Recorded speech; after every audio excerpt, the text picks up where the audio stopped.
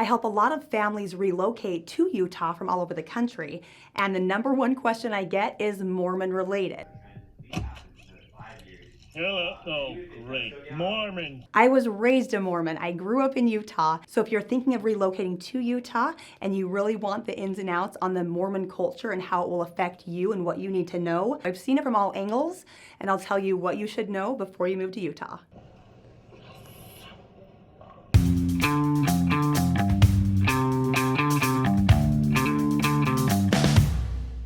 First of all, you don't have to learn a new language, but you do need to really expand your vocabulary. There's a lot of terms and things you're going to hear that are very foreign to you if you're not familiar.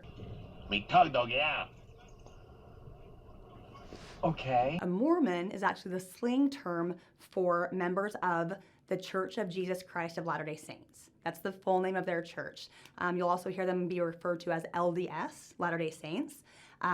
Mormons, Mo's, members, active members, these are all synonymous for people that go to the Church of Jesus Christ of Latter-day Saints. Another vocabulary term that you'll probably only hear in Mormon culture is a stake and a ward. Now what this is referencing is a ward, W-A-R-D. A ward is what they call a church group. So just like a school, they're drawn into boundaries, and everyone that lives within those boundaries goes to this church at this time, and that is their ward. They call it a ward family. And then above a ward is a stake. So within every stake is a larger area. Think of them like we're talking about schools. If your school zone is your ward, then your school district is your stake, right? So a stake is made of several different, sometimes half a dozen or a few dozen wards that are all compiled together. Another term you'll hear is active or inactive. So if they say something like, oh yeah, I'm a member, but I'm not active, right? Or, oh, I'm inactive in my church.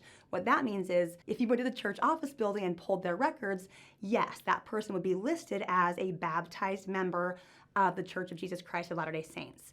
But whether or not they necessarily follow all of their rules and go to church every Sunday is a whole other conversation altogether. So when someone says, I'm inactive, typically that means that they are familiar with the church, they went to the church for a long time, and now, for one reason or another, are no longer practicing the faith. If somebody's an active member, that means go big or go home. They go to church on Sundays, they practice the standards and the values, and they're ingrained in the LDS or Mormon culture. You'll be a Mormon, and by gosh, a Mormon. You'll also hear the term temple referenced. Now this is not a temple that's referred to in a lot of other religions. Like for example, when I lived back east, a lot of people from the Jewish faith would go to temple on Sundays, right? And it was an open community church type environment where anybody could come and worship. The LDS temples they're on lockdown, people. This is very serious. You cannot get in without a permit.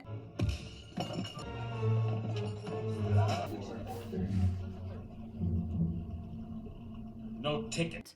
I'm actually serious. So the Mormon temples, you do have to have a temple recommend signed from your bishop. You have to be a baptized member of the church.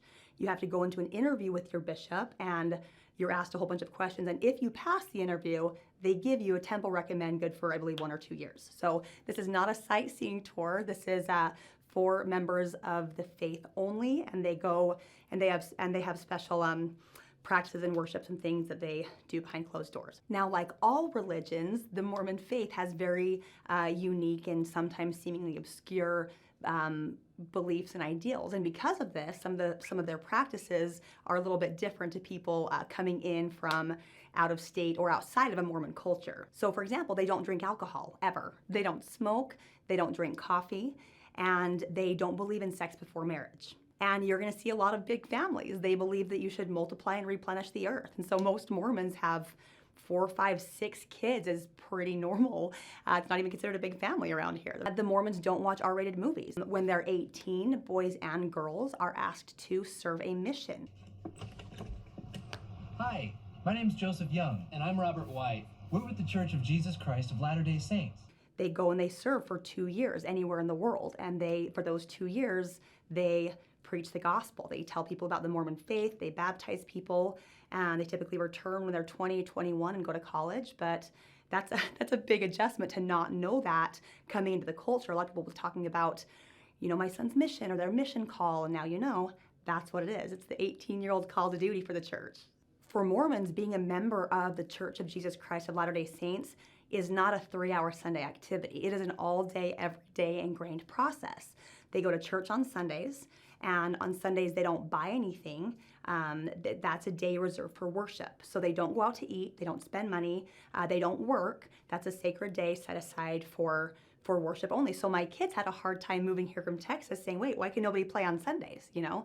So it is an adjustment that Sunday is kind of a shut down day of worship. So active Mormons are very ingrained in their faith. They go to church on Sundays. They typically have activities during the week. They read and study their scriptures on a daily basis. And though a lot of the things with the church is very private and very members only, like the temple, they're also very open, inviting people. The weekly activity for the kids is typically just a fun thing that kids can do together. Just a few weeks ago, my son went and played laser tag with a bunch of the 12-year-olds in the ward, even though my son doesn't go to the church. They welcome him, they invite him. So even if you're not a member of their faith, you still can be a member of their community. You can be involved with these great people, go to their activities, and it doesn't mean that you have to get baptized or be a member of their church.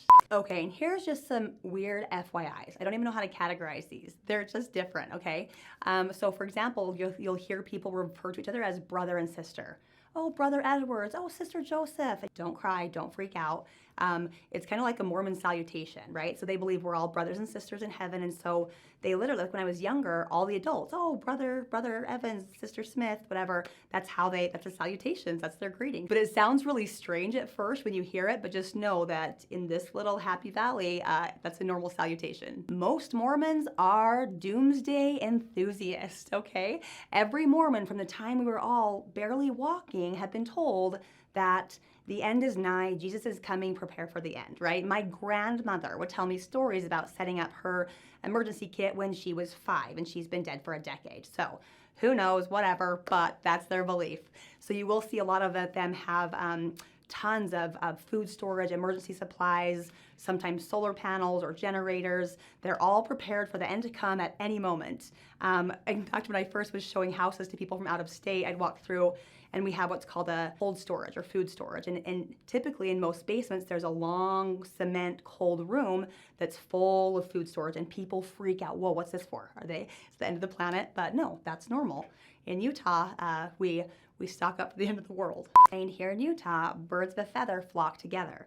About 50% of the state is Mormon, and a lot of people do prefer to do business with other Mormons or people that are in their ward, or some kids prefer to only date Mormons because they want to get married in the temple. And keep in mind that the Mormon culture is a very male-dominant culture.